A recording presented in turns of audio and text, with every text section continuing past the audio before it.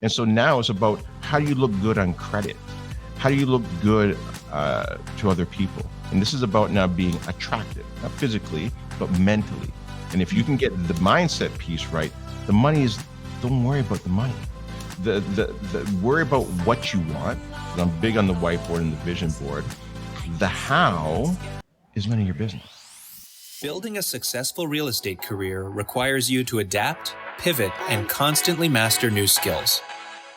We're Katie and Daniel Steinfeld. We've built our own innovative brokerage, and in this podcast, we've assembled actionable tips and strategies that you can implement to take your business to its maximum potential. It's time to level up. Level up.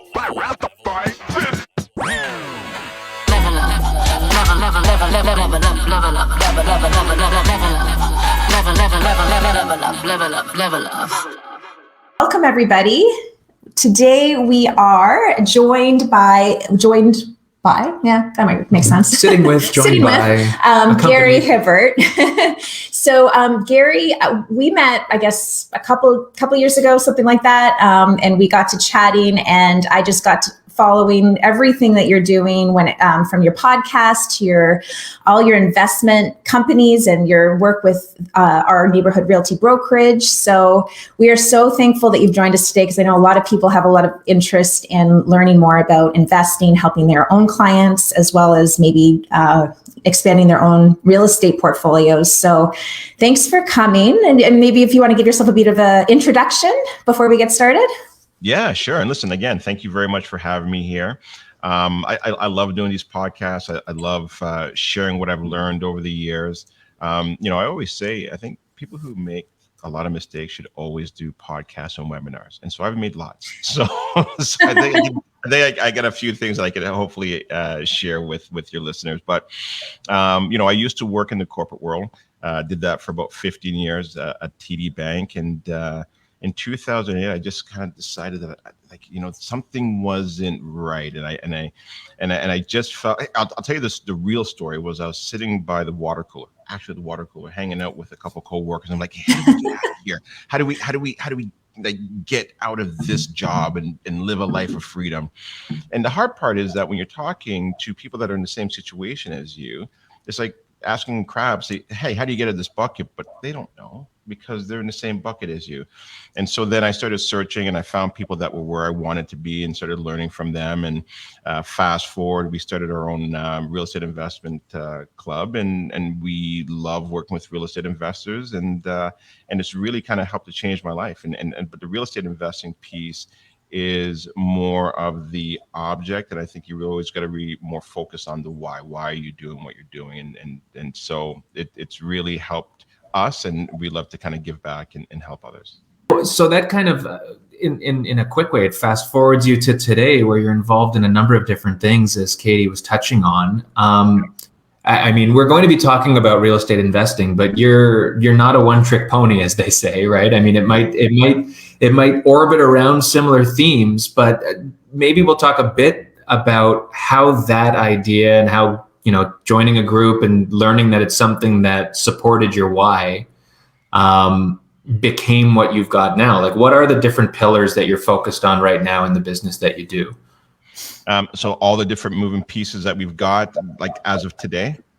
Yeah, well, I guess you've got, as far as the companies that you are running right now and that you're most involved in what you do day to day. Sure. So, I mean, and I think anytime that you start a business, you always want to, you always start off wearing multiple hats, right? But then you then have to then start to recognize these different hats and bring people in to help you with that as well too. And so we've got the real estate investment club, which is Smart Home Choice. We've had that now for about 10 years. And really that's just like a one-stop shop for any investor that wants to learn about real estate investing, right? And so we just have that power team, from the realtors to the accountants to the lawyers to everything that you need to be successful. Then we had a rent-to-own company as well too. So people that were looking to get into home ownership, but they didn't have maybe the credit required, but they had the income and a partial down payment. So that was called rent-to-own today. Then we have a private lending company called Deep Pockets, which also helps our investors. So it's more along the lines for first or second mortgages, or what you might consider sometimes called hard money lending.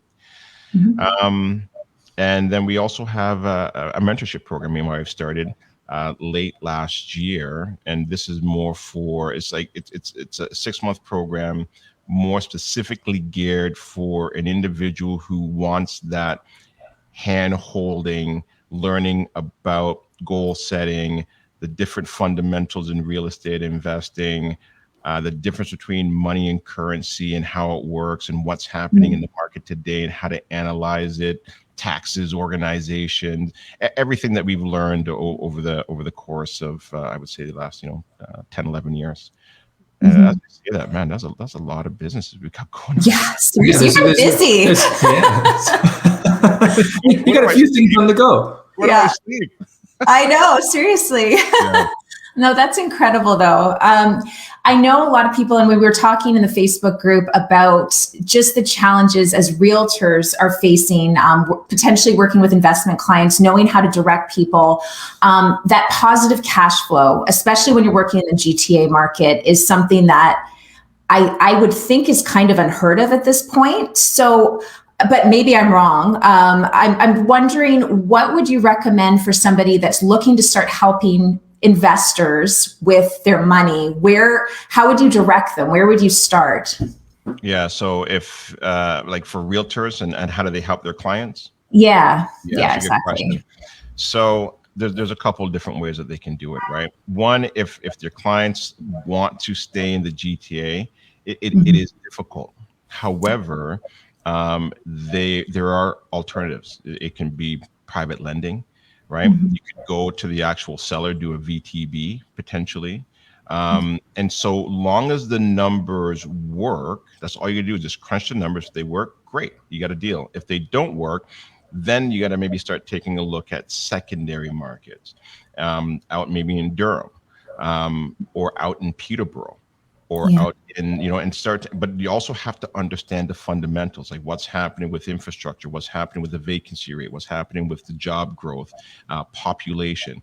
And then once you have a good understanding of that, and there's different resources out there where you can find this, then those are a great strategy. And I've always been moving to different markets. When I take a look at when I first started in 2008, we were buying in Whitby. Then we went to Oshawa. Then we went to Curtis and Bowmanville and Newcastle. Then we went to Peterborough. Now we've looked in Bob Cajun and Millbrook and all these little other secondary type of markets, right? So you don't have to change your strategy. It can just be you have to just change your market. Right. So different ways of doing it. But if you don't want to change your strategy, then you got to look at different types of creative financing. That's the only other way that it's going to work. Got it. So on that note, if I'm a realtor who's been doing some work and my wheelhouse has been in, let's call it residential resale, like we haven't touched investing, but now people are calling and people are inquiring and I want to get into that world. Right. We talk a lot with realtors in other regions who sometimes say, like cottage country, for example, who say, well, if you're a city person, you probably shouldn't be selling cottages. And investing as a segment, if you don't know investing as a professional advising your clients, but you want to get into it, what would be, some of the key, would you say it's important to surround yourself with the people who can support you, or is it best to try to develop a base set of knowledge? And if so, what would that be? If I'm looking to get into it and to start supporting my clients, where do I need to build my own knowledge to be confident and competent in doing that? Yeah. And I think you hit it there, is that you have to surround yourself with the right people. I'll give you an example. I remember when I first started and I was like, okay, I'm a real estate investor and I'm also a realtor now. And so I started taking clients out to Barrie, bought an investment property, took a client out to Kitchener, bought an investment property. Looking back, I was not doing my clients any justice because I don't know the Barrie market.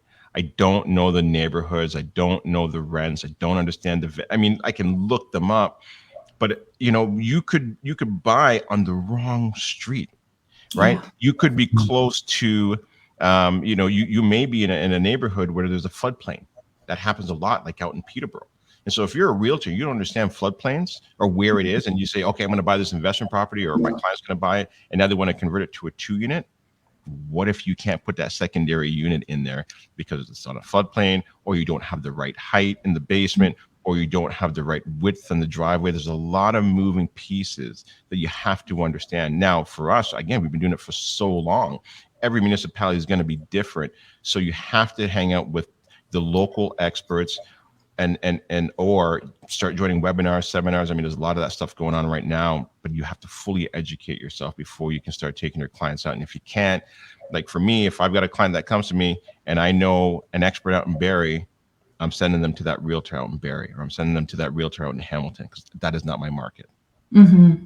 Right. No, that's great advice. Mm-hmm. And it's funny, like, you know, you look back at all the things, and I do the same thing. I look back at the things that I did when I first started. I'm like, oh my gosh, like, what was I thinking, you know? But I think we all go through that, but it's good to hear that advice, because it is really important, especially these days, because people are kind of bouncing, like buyers we hear all the time are bouncing from, okay, let's try Windsor, and then we'll go to London, and then we'll go to Barrie. And it's like, like, how do I help?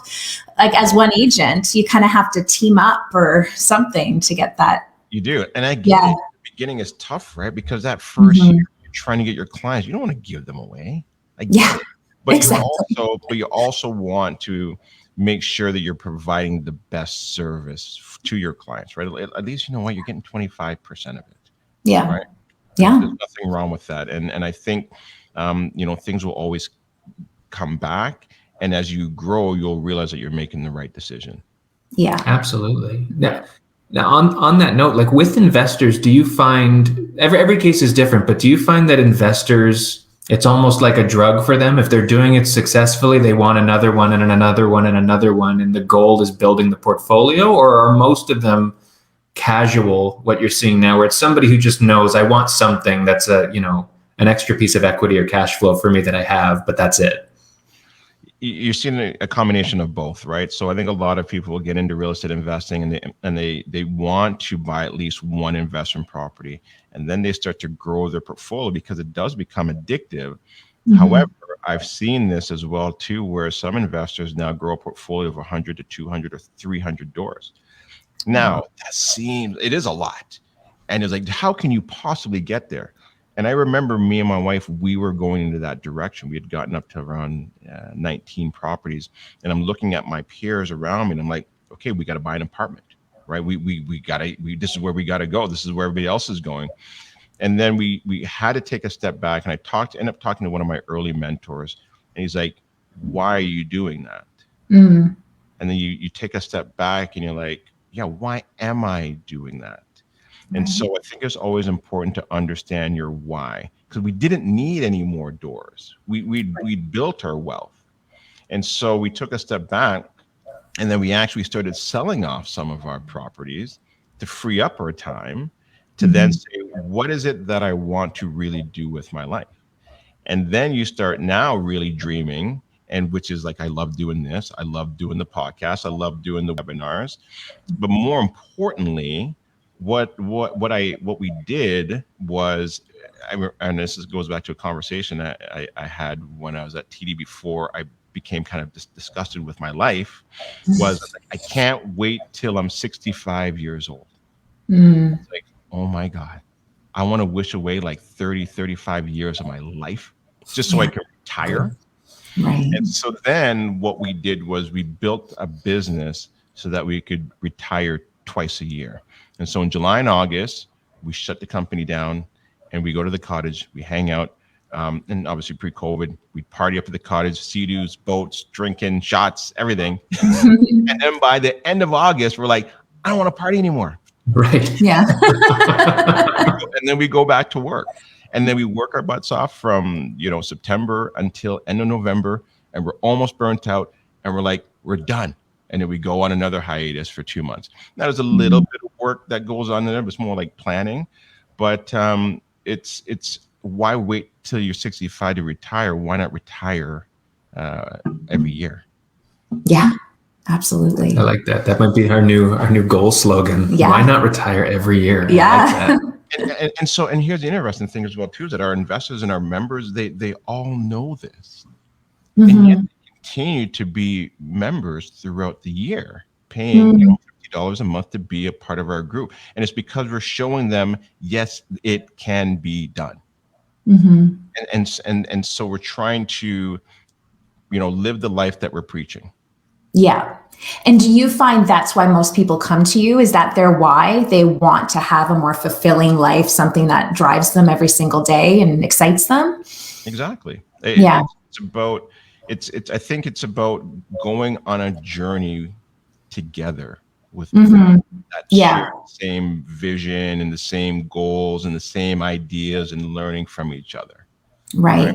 And that's probably why you guys enjoy doing the podcast as well too. I think sometimes you're always kind of looking for what is it that this individual here is doing, how are they doing it, and then you start to apply some of the things that they've done into your life that you like and that makes sense. And then the people that look up to you and the realtors in your office, they start to see what you guys are doing and then take some of those principles and ideas and apply it to their life. Right. And so you guys are setting examples in your own, realm and space as well, too. Right. Absolutely. Do you find that the people who you mentor, the people who learn from you, to your point, are they pulling pieces of those lessons and trying to apply those to their own clients? And that's part of the secret sauce to them building their own growth themselves? Absolutely. And I think also what it does as well too. So look, in the beginning, again, and I go back to that 9 to 5, there was a time when you have this scarcity mindset. And I find when you're in this real estate investing world, it's more an abundant mindset. And I remember when I first started sitting down with some of these investors that had multiple doors, and we'd go out for lunch, and they would tell me exactly how they did it. And I'm like, at work, some people are giving me some information, but not all of it, because then what if I leapfrog over them? Yeah. Right. In this space, they've learned it's more. Here's what they do first. They understand the mindset piece, because the mindset in this, and you guys probably know this as well too, is more of a 95 mindset, 5% skill set. Yeah. I may even take it a little bit further, and I heard this from a good friend of mine as well too, where he's like, no, I think it's actually 70% mindset, 20% environment, or 25% or 20% environment and 5% mindset. Yeah. Right. No, and you see that. Yeah. No, I totally agree. Yeah. And the environment is who are you spending time with? Who are you hanging out with? Exactly. That's what really kind of helps to change your perspective on life. Right. Yeah. So speaking of teaming up as investors, do you find that that's a common way for people that might not have the money on their own to buy something, that they can team up with a few different ones and work together? Is that a trend you're seeing, or is that something that's common in the investment world? That is something that's been around for years, a long time. Yeah. And I mean, even when we first started, the very first investment property that we bought, I'll tell you a story. It was in 2008. This is this is kind of like when that market crash was starting to happen in the US. And, it was $200,000 for this property in Oshawa, 40-year amortization, zero down. Wow. Okay, zero down. Okay, so we had to pay the lawyer costs and the land transfer, so it worked up to like $3,000. Okay, to show you how difficult things were for myself and my wife at the time. We didn't have the $3,000. And the reason being was because we had refinanced everything. We got rid of all of our HELOCs, all of our credit cards. We're done, because we kept putting ourselves into debt. And the only thing that saved us was our primary residence, and we had to refinance. It's like the third time we had to refinance. And so we're done with all this. Man, I want no more HELOCs or home equity line of credit, for anybody who doesn't know, lines of credits, credit cards. And so then I actually had to go to a friend and said, hey, look, you want to put $1,500 in with me, and we'll be joint venture partners. And that was the very first investment property that I ended up picking up. The second one was a joint venture. The third one, we finally kind of got our footing and bought that one on our own. And then the next 4 or 5 were joint ventures. So when I look at my portfolio, I would say probably 80% of the homes, probably even 90, were joint ventures, because because you run out of money. Real estate investing is it's taxing on your money. Yeah. You know? I mean, look at even some of the like Donald Trump, whether you like him or you don't. He had to do joint ventures. He had to raise money. So people are always raising money. So once you understand how this works, you do not need to have the money. People think that you have to. You do not. And so for any transaction, there's 3 key components: money, people, deal. And so in the beginning, I got really good at finding the deals. Okay. And then I had the people, which were the contractors and the accountants and the lawyers. So I had 2 pieces. So the money was the piece that I didn't have. So as long as you control 2 pieces, the other third will come. And so I became 50-50 joint ventures with my partners, putting in most of the money and qualifying for the property. And were your partners effectively silent partners, and you were kind of running point on the people side of things and all that? Exactly, right? And so the money, when you get into this and really understand how this works, the money is not even the most important piece. Mm-hmm. People think it is because they lack it or they don't have it. But when you really understand it, the money is not important. And so I remember just before I left TD, and people were like, well, what if the market crashes? What if you lose everything? And I remember there was a time when I was scared of that. But now, if I was to lose everything, I can't lose the skill sets. And so I would probably build it back even faster because I know how to raise money. I know how to find joint ventures. I know how to have those conversations. But it's because I've had it so many times and failed so many times in the beginning where I'd leave, like, oh my God, I completely screwed that up. Right. And then, so if we want to talk about joint ventures, I think this is really important. I think a lot of times people go into a joint venture meeting or trying to find a partner where they're selling the deal. Right. So they've got this pro forma. They say, hey, look, let's check out this deal. Here are the numbers. And now they're looking at this deal. What you're doing is you're changing the focus from you to this piece of paper. And so people, where the focus should be is on you. You should be selling the journey. You should be selling yourself. So once I understood that, when the meeting was over, I would then say, hey, look, check out this deal that I'm looking at right now. If you're interested, let me know. I want to explain it to them. Just take it home.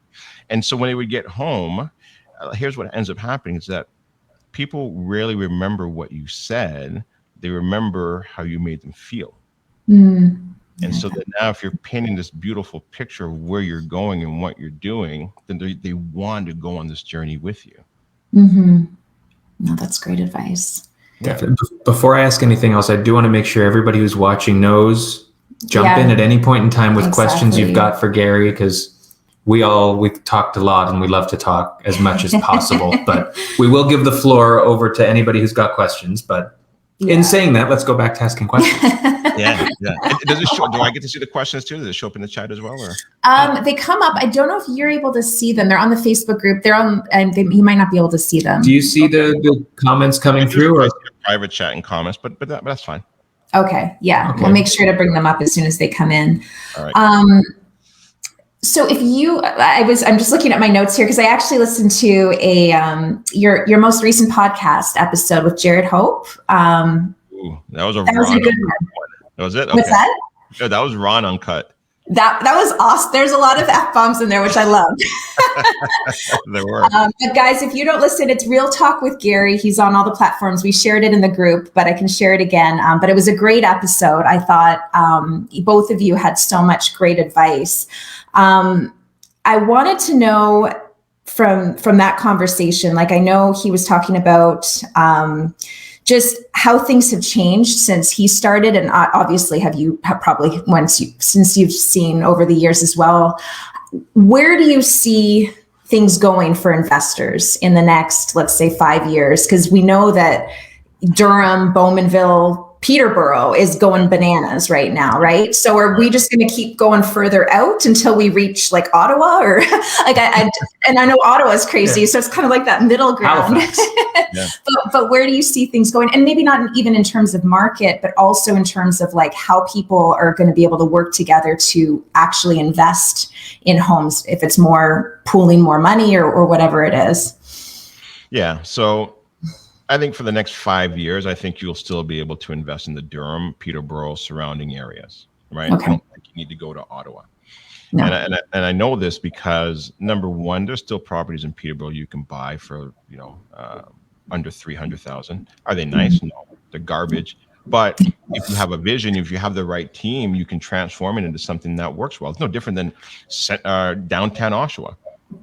Those homes are going for like, 253. Nobody wanted to touch them. Now people are eating them up. Yeah. Right. And so, but sometimes you just have to get into that market with somebody who's experienced that can walk you through that process. Number two, where do I see the market going? I think eventually you're going to have to see some type of a leveling out. I don't see a market crash. I know some people are talking about a market crash. I don't see it. The reason why I don't see it because everything that's happening right now is based on monetary policy. And so you got to keep an eye on that. And I like to keep a close eye on what not just Canada's doing, but more importantly, what is the Fed's doing? What are the US doing? And these guys are still printing money and they're keeping interest rates low. Now, can interest rates go up? Yes. I don't think it's going to skyrocket. So you just have to kind of keep a close eye or a close pulse on that. And then number three, when I'm investing in real estate, I never invest for appreciation. I only invest for cash flow. I'll take the appreciation, but that's not why I'm doing it. And so I think this is a market when it's hot like this. This is where, if you're not educated, this is where you're going to see some investors get potentially burned, where they're going and they're, I've got a lot of clients now that are calling me and they're like, hey, I want to flip. I want to flip this property. But if you go to flip the property and that market turns on you, and now you're trying to flip an $800,000-900,000 property, and you think you're going to flip it for like 1.2, 1.3. This is where people can get themselves in trouble. And I've seen people, because one bad flip can wipe you out. Yeah, so you always want to make sure you have multiple exit strategies. Not sure if I answered that, but yeah, no, that was great. Yeah, no, that was actually going to be my next question. So I was curious about the difference between the people who are focused on the flip and focused on appreciation versus cash flow. So are you actively advising against that as a strategy, or that's just more like what you said makes perfect logical sense? Because you're right, we've seen people who have come in with a flip approach and been burned. Right. And that also ties in, I guess, to the 3 points. Like if you don't have the right people and your goal is flipping and you get burned just on what you thought was an easy process and the contractors and whoever else, there's a lot of things beyond the money that can screw you there as well. So, So do you tend to direct your clients and the people who come to you then on a cash flow strategy, or does it still vary depending on what people's own objectives are for themselves? Yeah. So to me, I always say there isn't a right or wrong strategy. It's what suits your lifestyle. Number one. Number two, if you are going to flip, great. Make sure you have more than one exit strategy. If you only have one exit strategy, and that is to sell the property at the end, then you are potentially setting yourself up for failure if things change, because you don't know when things are going to change. So when I say multiple exit strategies, here's what I mean. You can sell the property, or you can take a single family home, convert it to a 2-unit. And then if you can't sell it, then you can rent it out. And I'll give you an example. So in 2017, the market was hot, if you guys remember. Okay. Yeah. I bought an investment property April 20th or something like that. Kathleen Wynne came out, what was it, April 21st or 22nd or something like that with the change? Okay. Destroyed me. Okay. Damn it, Kathleen. The next she said, Gary, I'm talking to you. Yeah, exactly. She was like, did Gary Hibbert purchase that property over there now? Yeah. Make the announcement. Go. Exactly. I swear, I think that's what she did. And so what I'm saying though is that somebody like myself who teaches this, and I've been doing it for years, you cannot time the market. If anybody thinks they can time the market, they're fooling themselves. So, thank God I've had some great mentors over the years. And so I took that single family home that had a separate entrance. I converted it into a legal 2-unit, went through the city and everything. And that thing today, cash flow is like $900, almost $1,000 a month. So you can eat cash flow. You can't eat appreciation. Yeah. Right. And so that's what I'm saying with the flip. You can flip. I'm not knocking flipping. I think flipping is good if that's what you like to do. Just make sure that you can get out of it different ways if you need to. Mm-hmm. Right. Just don't pigeonhole yourself into a corner, because it's not fun. And I've seen people in that situation and like, hey, Gary, so what do I do? Like, nothing. What are you gonna do? Yeah. You know? There's no miracle. Yeah. You shouldn't I got Pray, great pray. ideas, but like this one, you stumped me too. Yeah.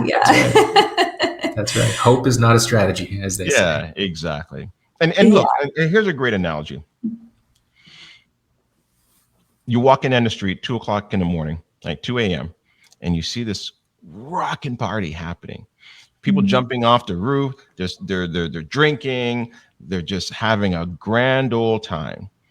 And this is the kind of market that we're in right now, where it's like it doesn't seem like you can't lose especially if you're selling, or you're finding great properties. And so there's rocking parties happening. People's homes are going up $100,000, $200,000, $300,000, but the cops are around the corner. They're always waiting.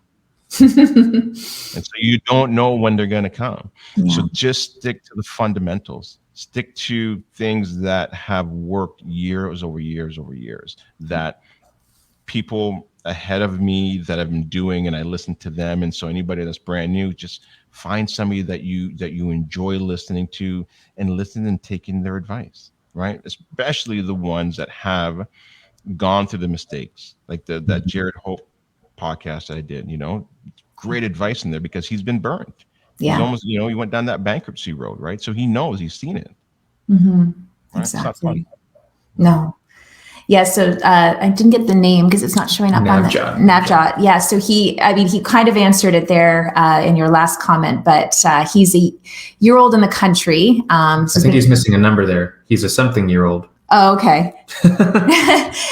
Getting my real estate license next month and want to start investing in real estate as well. Where and how do you think I should start? Where and how? There's a couple different places that you can go and things that you can read. So Robert Kiyosaki, Rich Dad Poor Dad, if you haven't read that book, probably like the number one book to read.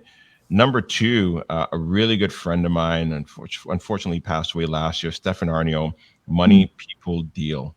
And that kind of talked about the three pieces of any kind of a real estate transaction. So I highly recommend that you read that book as well too, because, being new to the country, it might take some time to get your credit built up before you can maybe qualify. So if you can understand and get the experience, get the knowledge piece, then you might be able to find somebody that you can joint venture with. Yeah. Right. And number three, look for real estate investment focused groups. There's lots out there now. It's completely different from when I first started. Yeah.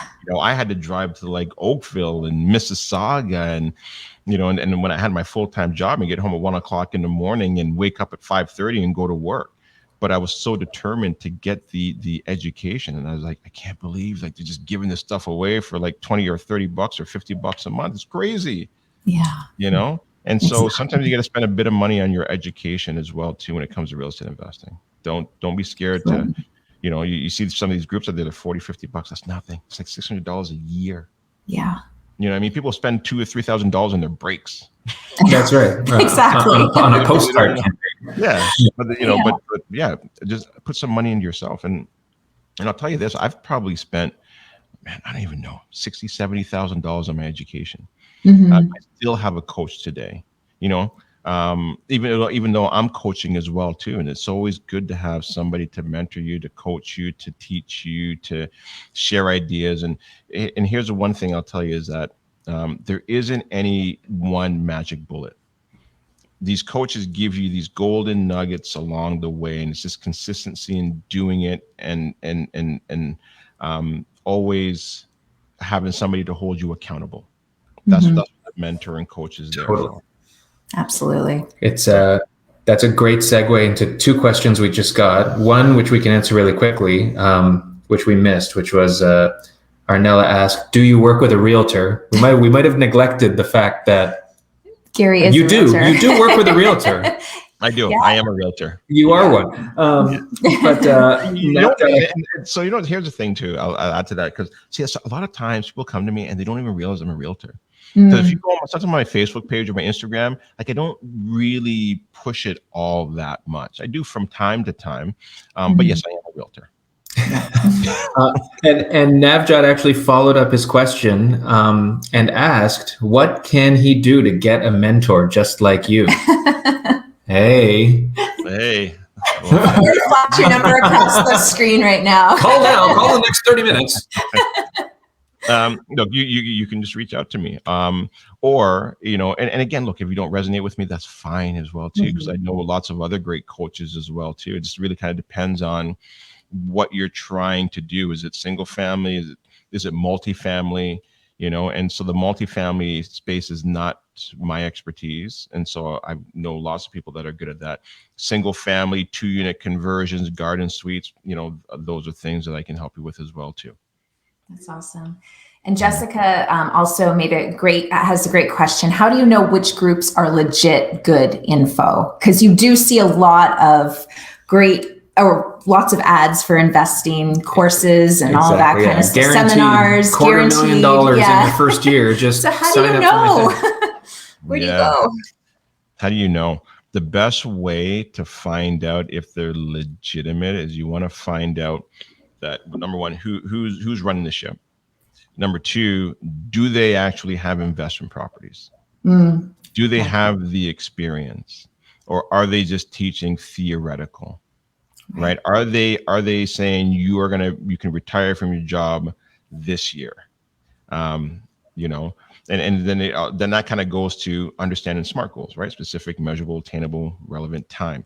And so, is it realistic that you can be a millionaire in a year? Probably not. And so, you got to be careful of these fake promises and pie in the sky. Real estate investing is not a get rich quick; it's a get rich for sure if you do it right. Right. And so, you should be looking for people that are telling you that, not selling you these crazy dreams. Because think about it. If you buy one investment property, or two investment properties, usually they might cash flow a couple $100 a month if you're buying in the right area. How long would that take for you to be able to retire from your job if you're making $80,000 a year or $70,000 a year? How many homes do you need? You need 100 houses. Right. Okay, so to buy that many takes time. It takes a lot of time. It takes a lot of money. And so, it's difficult. And what's happening in the market right now is not normal either. It's happening because of monetary policies. Typically, what you would see over a course of, say, 50, 60 years is a 5% increase each year, right? Yeah. We're way out of that. We're at 22, 25, whatever it is, some crazy number. That's not normal. And so this is why now you're going to see a lot of gurus and mentors and coaches come out of this now saying, hey, I can teach you how to invest in real estate. So just find out, how many properties have you bought? How long have you been doing it for? Right. That's great advice. If I'm investing, if I'm someone who comes to you and is thinking about investing, what is not the monetary side of the formula, so to speak, but the sweet spot of where someone should want to be in terms of their time? Like you talk about people who might grow a portfolio of a dozen, 50, 100 homes.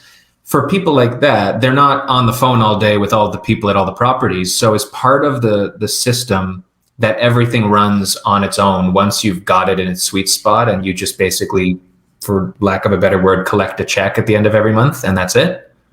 Is that the goal? That is the goal. It can be. But I mean, there's still some involvement. But yes, you can definitely put systems into place. I'll give you an example. So like property management, right? That's a huge piece. Right. So you can either manage a property yourself, or you can get a property manager. Here's the thing that people don't realize is that you still have to manage either the property or your property manager. Right. So then that means you have to either get an admin that can do that as well too. But then you're always managing an admin. Right. So somebody's got to answer to you. Yeah. So there's still some involvement, but yes, you can put systems in place to make it run a little bit smoother and some less involvement as well too. Yeah. Right.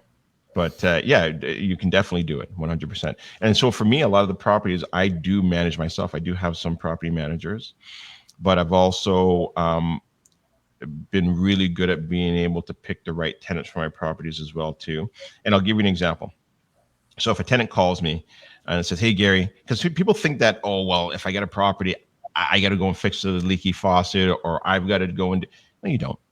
So a tenant calls me and says, "Hey, I got a leaky faucet." Okay, cool. I call my plumber. "Hey, look, there's a leaky faucet in my property over at 123 Anywhere Street." Okay, goes over there. "Hey, Gary, it's $300. Okay, cool. Go ahead, fix it. Okay, here's the invoice. All right, thank you.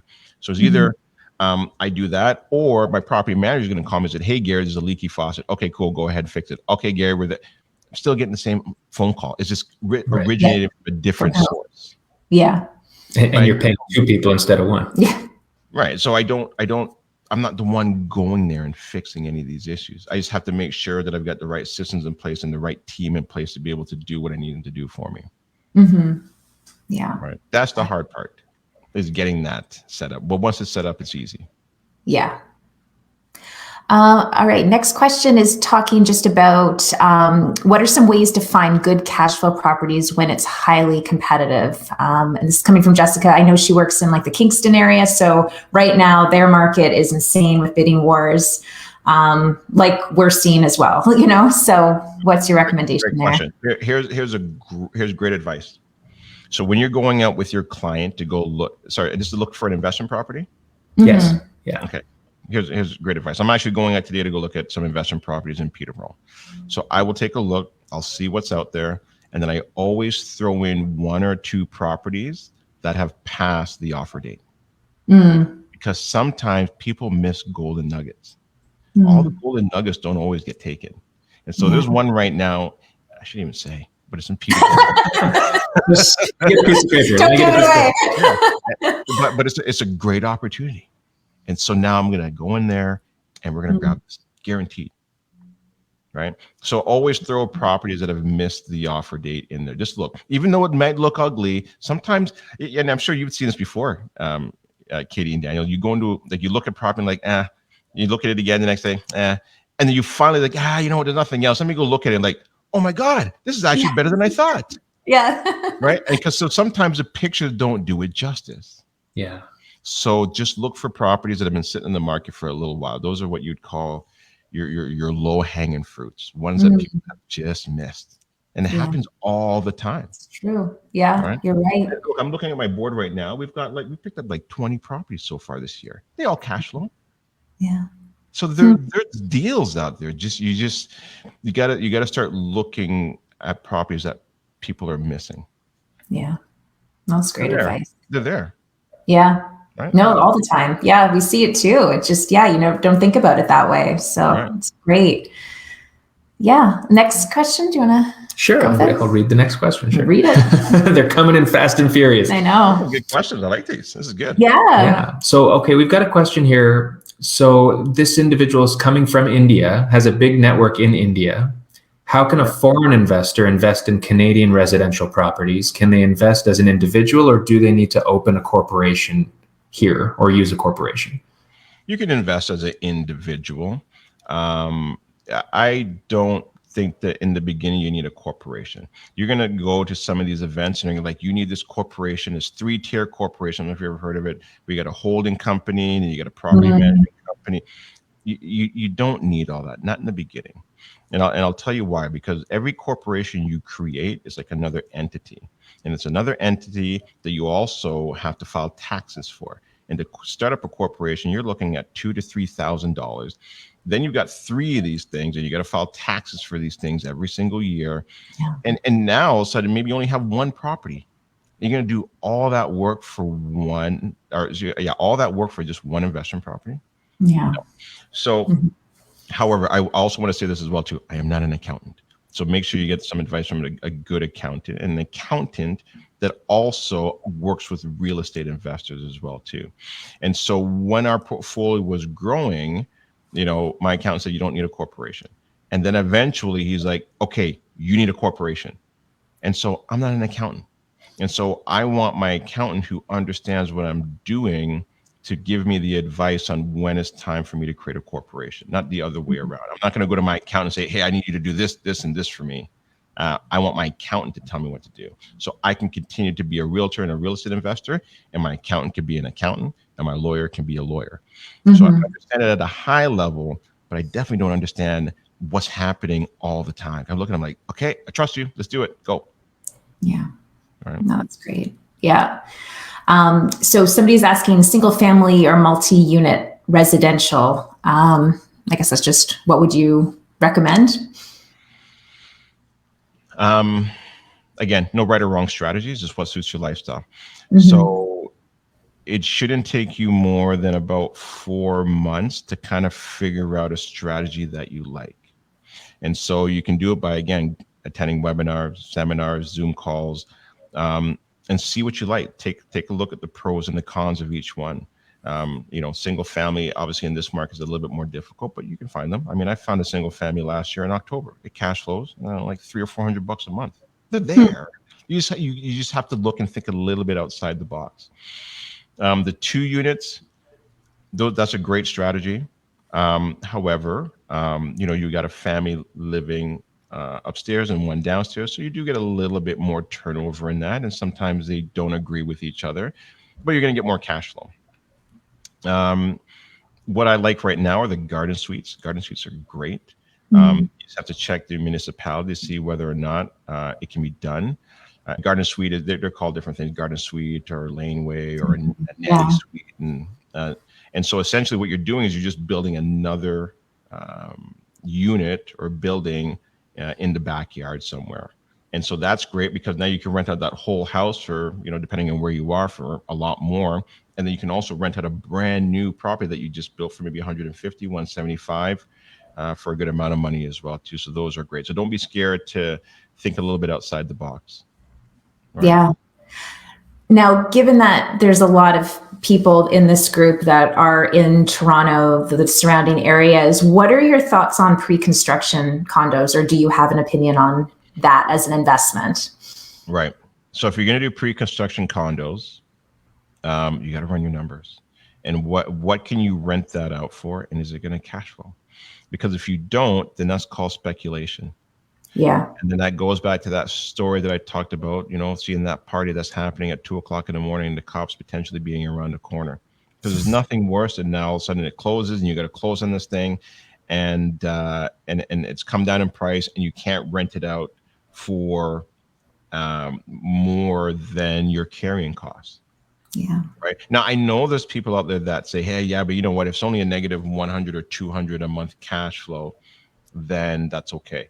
And again, look, it's your prerogative, obviously. Yeah. But for all the investors that I've worked with, we have never bought a condo. There are so many other ways that you can do this. You don't have to always follow what everybody else is doing. Yeah. Right. Great So advice. I just don't like to speculate. I like to do the fundamentals and find properties that cash flow. Because again, you can eat cash flow, you can't eat appreciation. Yeah. For sure. Okay.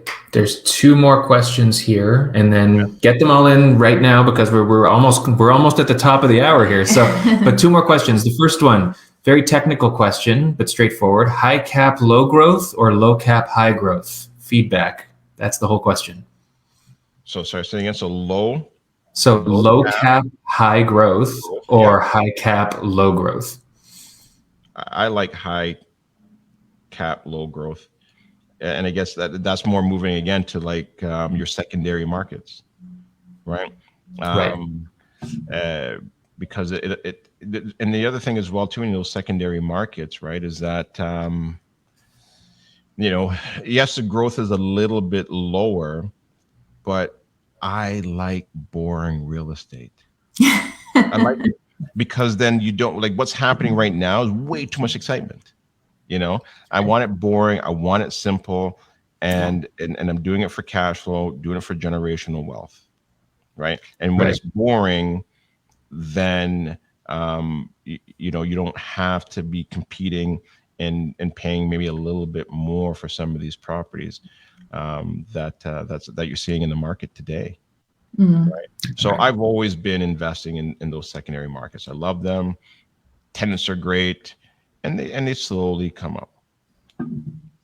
You'd prefer the That's comps? just my personal preference, right? And again, there's people that do it the other way, and there's nothing wrong with it, right? Just find a strategy that suits your lifestyle. For sure. Well, it's like using the cop analogy. You'd rather they come around the corner and say, "It's beautiful weather we're having, isn't it?" Rather than saying, "Shut that thing down." Exactly. Yeah, I don't want that breaking news. Exactly.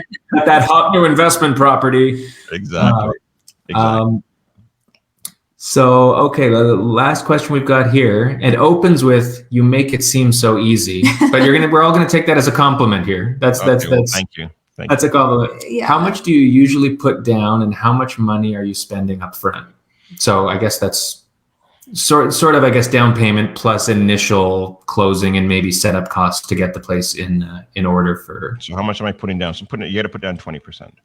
All right.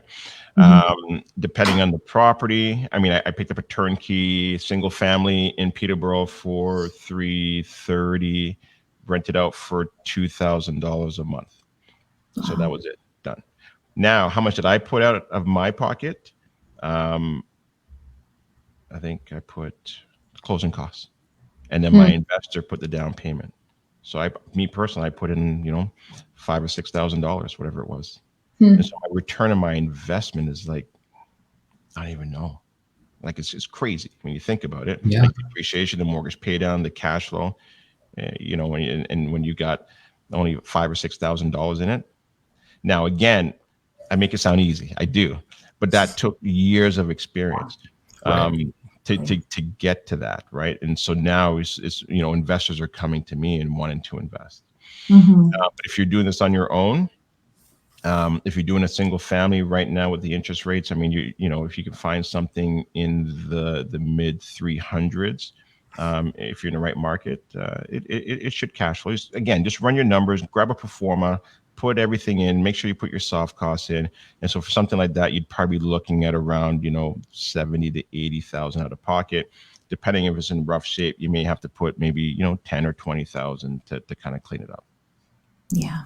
Right? And if you want to convert it to a legal 2 unit, now you're talking more in the 70 to 90,000 range on top of your down payment. So it does start getting costly, but there are ways around it. Don't let money hold you back. I'm gonna tell you this right now. There's a great way to maybe kind of get closer to the end here is money is an illusion. Yeah. People think you have to have the money in your pocket. You don't. All the properties that I've ever bought have either been using the bank's money or other people's money. I've never used any of my own money for any of these properties. And so now it's about how do you look good on credit? How do you look good to other people? And this is about now being attractive, not physically, but mentally. And if you can get the mindset piece right, the money is, don't worry about the money. The worry about what you want, because I'm big on the whiteboard and the vision board. The how is none of your business. Yeah. That's awesome. It's as simple as that. Yeah. No, that's amazing. And I think that's a gret way to end things off. That's the closing quote. Yeah, right, exactly. Worry about the why, the how's none of your business. Yeah.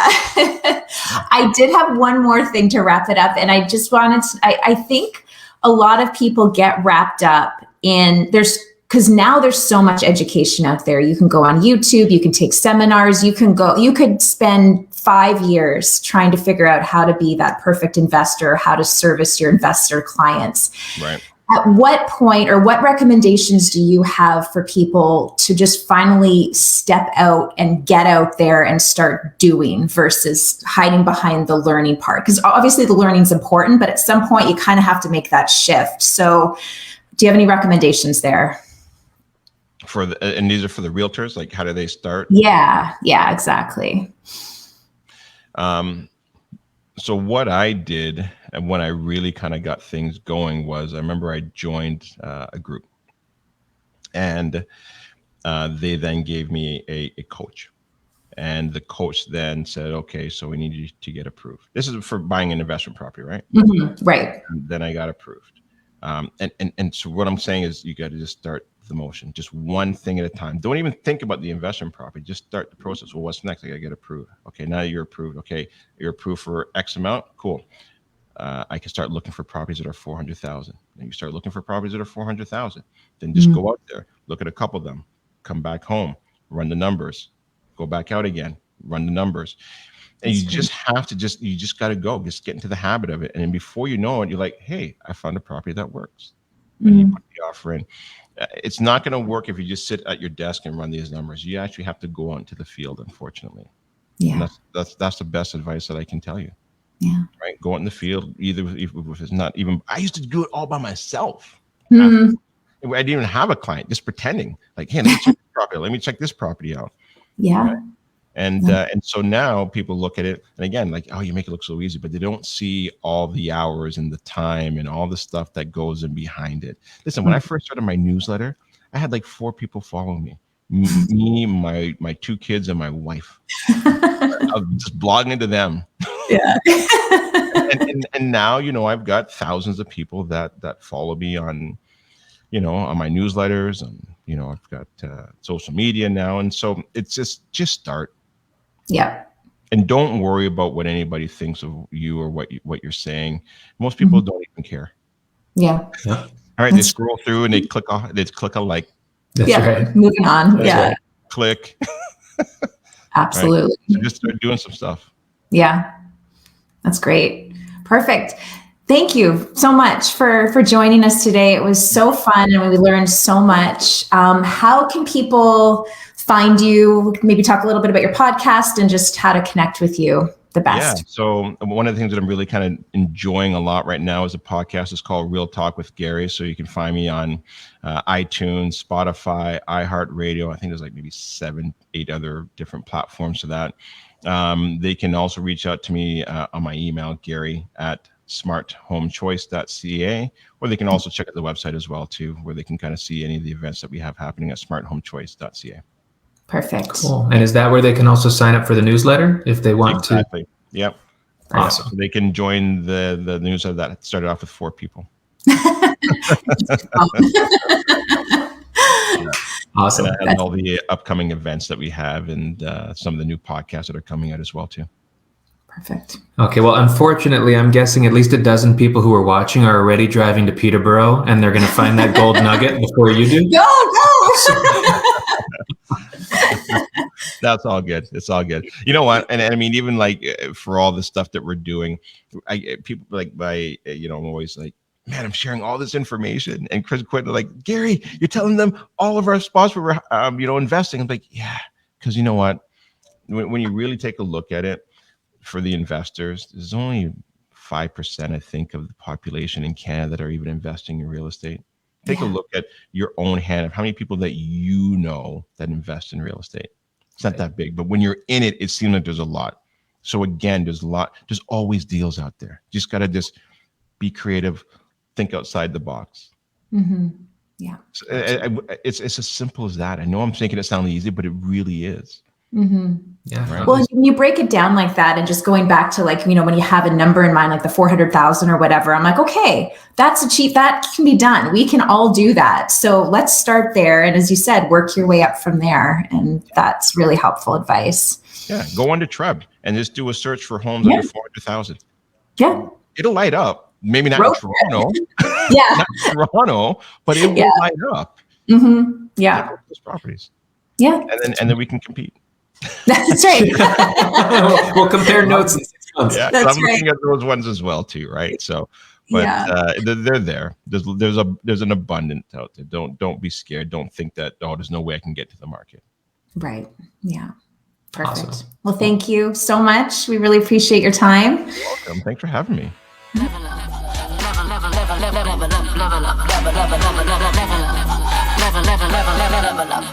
Level up.